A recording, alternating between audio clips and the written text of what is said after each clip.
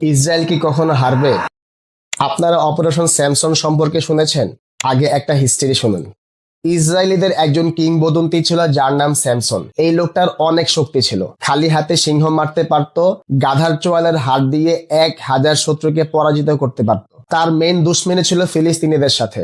বাইবেলের বর্ণনা অনুযায়ী ফিলিস্তিনিরা তাকে আটক করে তাদের মন্দিরে বেঁধে রেখেছিল। ফিলিস্তিনিদের আবার মন্দির থেকে, তারা না মুসলিম। এই ফিলিস্তিনি আর ওই ফিলিস্তিনি এক না, তারা ছিল এজিয়ান অঞ্চল থেকে আসা একটি গোষ্ঠী। যাই হোক, স্যামসন তার প্রভুর কাছে শেষ সাহায্য চায় এবং 2 হাত দিয়ে মন্দিরের পিলার টেনে ধরে।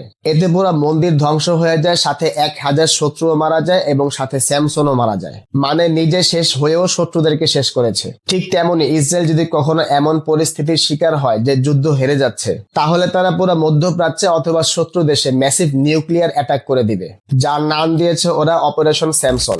শুধু ইসরায়েল না, রাশিয়ার ডেড হ্যান্ড, আমেরিকার SIOP এবং যুক্তরাজ্যের লেটার অফ লাস্ট রিসোর্ট। প্রশ্ন হলো, কেন এই আত্মঘাতী পরিকল্পনা? এটাকে সাইকোলজির ভাষায় ডিটারেন্স বা ভয়ের ভারসাম্য বলা হয়। মানে প্রতিপক্ষ জানে যদি তারা সব অ্যাটাক করে ধ্বংস করে দেয়, তাহলে মাটির নিচের বাংকার অথবা সাবমেরিন থেকে পাল্টা আঘাত আসলে তাদের রেহাই হবে না। মানে কেউ নেই ওদের এই পরিকল্পনা ভাঙতে পারবে, একজন ছাড়া।